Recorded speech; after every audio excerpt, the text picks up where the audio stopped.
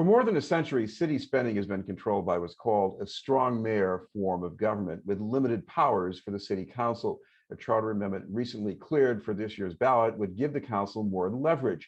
The move toward a ballot question was unanimously approved by the councilors and acting mayor Kim Janey, but the amendment itself is still strongly opposed by a leading business-funded group, the Boston Municipal Research Bureau. To explain the measure is one of its leading proponents, the district councilor for East Boston, Charlestown, and the North End waterfront. We'd like to welcome Lydia Edwards. Thank you very much for being with us, Councilor. Thank you very much. Thank you for having me. Councilor, the timeline here means that what you're talking about is epochal change. Why have something epochal just now? Because we're emerging and redefining who we are. And we've come from an epic pandemic that has really questioned all of our systems. And during that pandemic, we had people coming from all over the country and certainly all over Boston asking if this current system and how we fund law enforcement and how we deal with our schools, if this is equitable. And all of us had to reflect on how we're going and how we got here. And when I did that reflection, I realized a lot of that has to do with how we fund things. And the strong mayor system, in some aspects, it's very antiquated. It really came in the 1909 and in that year, and it really came in as a means to suppress and control a growing minority population, at the time Irish immigrants.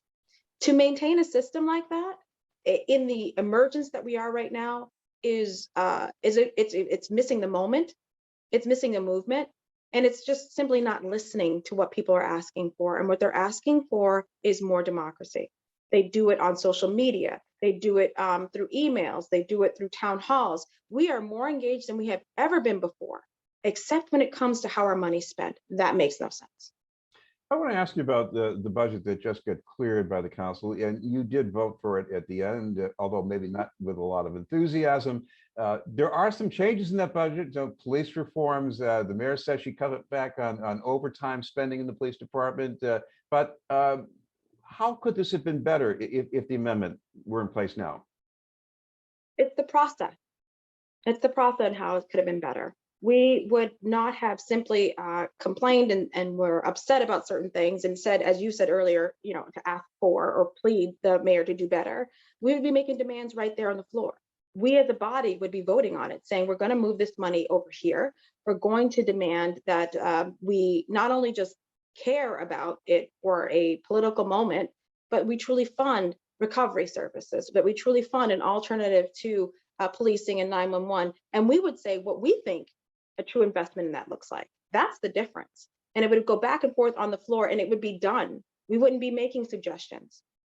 We would be telling the mayor, this is where and how it should be. Now, the mayor, of course, could respond and say, I disagree, and reshuffle the money and put it in certain places. But ultimately, and we might agree with that person, whoever the mayor is, we're done. But if 2/3 of us, which is going to take more organizing and thoughts, disagree, we could override that item or the overall budget. So I think what it does is it creates a public conversation where we're going to be held more accountable and transparent in how we express our values and how we are expressing the values of our districts or at large.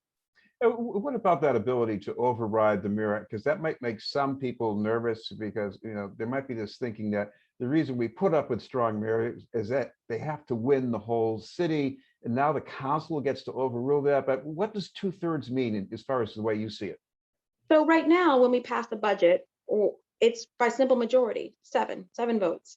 But if we're going to push back on the mayor, we're actually required then to get 9 of us, 9 of 13 of the individuals, which is actually hard to do. It's very hard to do because I believe in taking it very seriously. What we're going to do is push back on the mayor. Yes, the mayor is the most popularly elected person in the city of Boston. That's why the mayor maintains a majority of the power in this budgeting process, even with this amendment. But what it does is it invites people to be part of it. Again, there's a second half of it that deals with participatory budgeting and creating an office where we're going to have a means for people to vote directly on where their money goes. And I want to pull back even further. The win today is the fact that this is going to the ballot. We have every single fundamental charter change that we have had to go to the State House for it. We've had to ask people from other cities and towns what Boston can do. And for the first time in our history, and I think in any other municipality's history, we're going to use a section of the laws that allow people to go directly, or to the people directly, to vote for what they want in their charter. That is huge, because it sets a precedence for how conversations will go forward in the future and whether we need to go to the State House or not. I'm proud of that. I'm proud to be part of leading that process. And I know people are frightened of that. I think it's silly to be frightened of democracy. It's silly. And it demonstrates a cowardice and a lack of trust in human beings and in the population. I trust them. And I believe that we can do this. I think together we can form the best budgets that actually meet the moment.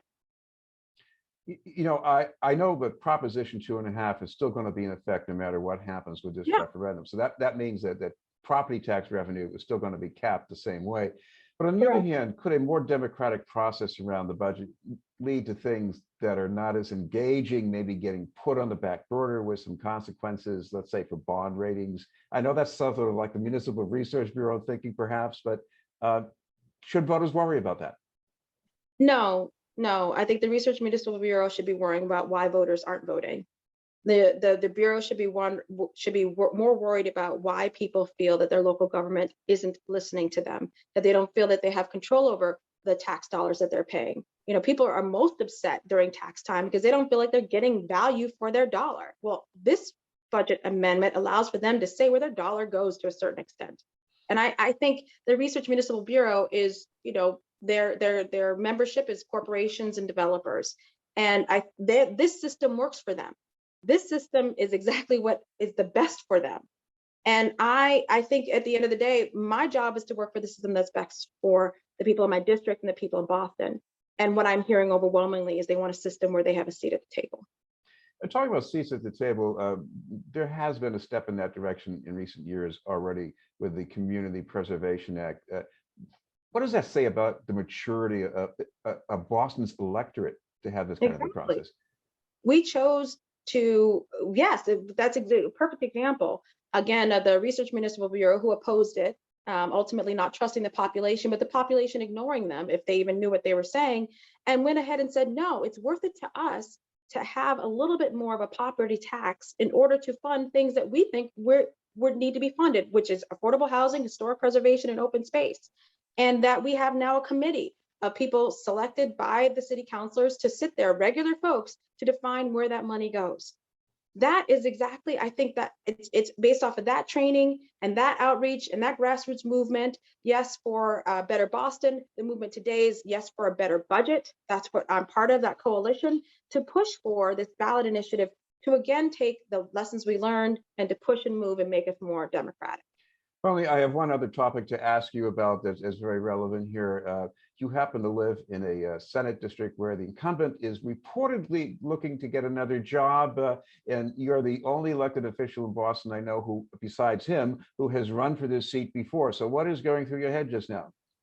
You know what? I just talked passionately about a ballot initiative that I've been working on since 2020. And fought to even get it on the ballot. So I'm very passionate about that passing in November. I'm passionate about my job. I'm up for re-election this year. I do not have an opponent.